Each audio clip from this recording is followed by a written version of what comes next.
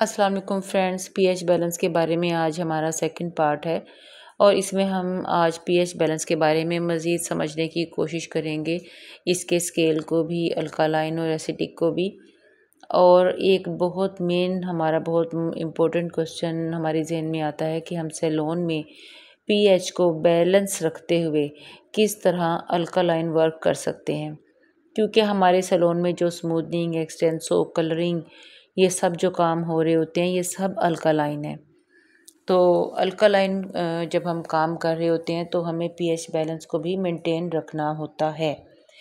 तो जब हमारे पास कोई क्लाइंट आता है, हमारे पास कोई जैसे फ़र्ज़ कर लें कोई कलर करवाने आता है, तो हम सबसे पहले क्या करते हैं, हम सबसे पहले शैम्पू करते हैं ताकि उसके बालों में से अच्छे से डर्ट वगैरह ऑयल डर्ट अच्छे से उसके बालों में से निकल जाए और उसके बालों का जो क्यूटिकल है वो भी ओपन हो जाए। और जब शैम्पू हम करते हैं तो उसका उसका पीएच बैलेंस होता है 8 से लेकर 10 तक। तो क्या करता है कि क्यूटिकल्स को ओपन करता है, ठीक है। फिर हम जब कलर बनाते हैं, कलर मिक्स करते हैं, तो जिसमें जो डेवलपर होता है वो भी क्यूटिकल्स को ओपन करता है, ठीक है, ओपन करता है और हमारी सेकंड लेयर जो कोटेक्स है उसमें जाकर कलर डिपॉजिट होता है। तो ये दोनों काम हमारे अल्कालाइन हो गए, शैम्पू भी हो गया, कलर भी हो गया। अब अल्कालाइन हमने काम कर लिया, कलर कर लिया, फिर हम क्या करेंगे कि उसके बालों में हम कंडीशनर या सीरम लगाएंगे, एसिडिक प्रोडक्ट लगाएंगे ताकि उसके बाल न्यूट्रल हो जाए, उसके क्यूटिकल्स भी लॉक हो जाए और उसके बाल हेल्दी और शाइनी भी दिखें। बिल्कुल ये इसी तरह ही है कि जैसे अगर स्किन पे अगर हम मिसाल के तौर पर हम स्किन के ऊपर हम ब्लीच करते हैं, फेशियल करते हैं, फेशियल में जैसे ब्लीच यूज़ होती है, तो क्या होता है कि स्किन का जो ब्लीच होती है उसका पीएच बैलेंस भी अल्कालाइन होता है। हमारी स्किन जब हम ब्लीच लगाते हैं अपनी स्किन के ऊपर तो हमारी स्किन ड्राई हो जाती है, अल्कालाइन हो जाती है। तो हम क्या करते हैं, ऐसी चेहरे की स्किन पे हम टोनर, रोज़ वाटर, एलोवेरा, इस तरह की चीज़ें हम यूज़ करते हैं, एसिडिक चीज़ें यूज़ करते हैं और ताकि हमारी स्किन का जो पीएच बैलेंस है वो न्यूट्रल हो जाए। अब सैलून में काम करते हुए एक अच्छे हेयर स्टाइलिस्ट को या हमें ये पता होना चाहिए कि क्लाइंट का जो बाल है वो एसिडिक है या अल्कालाइन है। ज़ाहिर है अगर उसका बाल जो है शाइनी, ऑयली, हेल्दी दिखेगा तो उसके बाल एसिडिक है, और उसका बाल ड्राई, डैमेज, फ्रिज़ी है तो उसका बाल अल्कालाइन है। अब होता ये है कि जब हम अगर हमारे पास कोई क्लाइंट आता है और वो ज़िद पे है कि उसके बाल अल्कालाइन है और वो ज़िद पे है कि मैंने एक्सटेंसो कराना है या रिबॉन्डिंग करवानी है, तो हम क्या करेंगे, उसके बालों में अगर उसके बालों में हमने वर्किंग करनी ही है, रिबॉन्डिंग करनी है या एक्सटेंसो करनी है और ड्राई फ्रिजी डैमेज बाल हैं, तो हम क्या करेंगे, हम माइल्ड प्रोडक्ट्स यूज़ करेंगे, माइल्ड प्रोडक्ट्स यूज़ करेंगे, ठीक है, स्ट्रॉन्ग प्रोडक्ट्स यूज़ नहीं करेंगे। तो और सेकंड ऑप्शन ये भी है कि जब हम उसके बालों में स्मूथनिंग करते हुए, अगर उसने स्मूथनिंग करवानी है, स्मूथनिंग करते हुए जो उसके हम फर्स्ट क्रीम लगाएंगे और सेकंड क्रीम लगाएंगे तो हम उसमें hair mask, keratin mask, serum वो भी यूज़ कर सकते हैं, बीच में ऐड कर सकते हैं ताकि जो उसकी जो स्मूथनिंग की क्रीम्स हैं वो मज़ीद माइल्ड हो जाएं।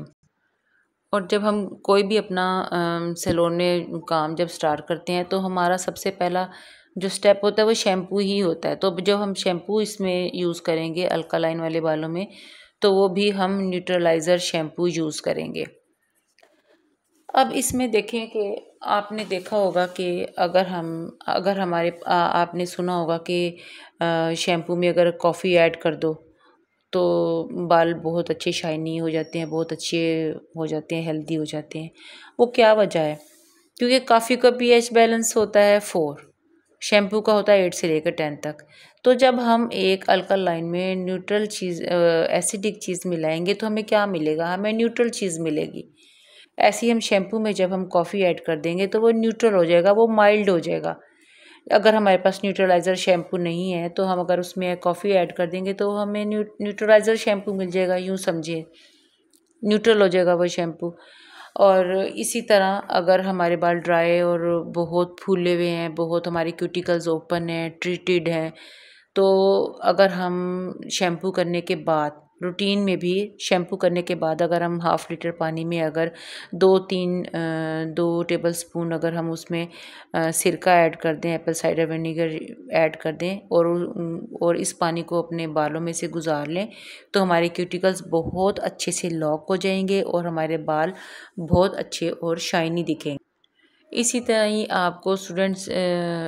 आपको फ्रेंड्स ये क्लियर हो गया होगा कि जब हमारे पास एक अल्कालाइन बालों की स्टेज या स्किन की या स्कैल्प की स्टेज आ जाए, तो हम उसको न्यूट्रल करने के लिए उसमें एसिडिक प्रोडक्ट शामिल करेंगे, तो हमें न्यूट्रल रिज़ल्ट मिल जाएगा। जैसे अब पानी का जो टैप वाटर जो हमारा बोरिंग वाला पानी होता है, टैप वाटर होता है, उसका pH 7 होता है। ये भी बालों को ड्राई करता है और इसका pH भी अल्कालाइन होता है। इस तरह आपको कई चीज़ों का जो मेन हमारे यूज़ में आती हैं उसका पता होना चाहिए। जैसे लेमन का pH बैलेंस 2 होता है, सिरके का 3, कॉफ़ी का 4, दूध का 6, पानी का 7 और साबुन और जो हम सोप वगैरह यूज़ करते हैं उसका 9 होता है और कलर का 9 होता है। इस तरह तो जब हमें इन चीज़ों का pH बैलेंस पता है तो हम अल्कालाइन से बचकर एसिडिक की तरफ अपनी स्किन को, स्कैल्प को, बालों को ले जा सकते हैं। तो उम्मीद है कि फ्रेंड्स आपको ये काफ़ी pH बैलेंस के बारे में क्लियर हो गया होगा। अब हमारी नेक्स्ट वीडियो इंशाल्लाह कलर थ्योरी के ऊपर होगी। अगर आपको मेरी वीडियोस अच्छी लग रही हैं तो प्लीज़ लाइक करें, सब्सक्राइब करें और शेयर कर दें। मिलते हैं नेक्स्ट वीडियो तक। अल्लाह हाफिज़।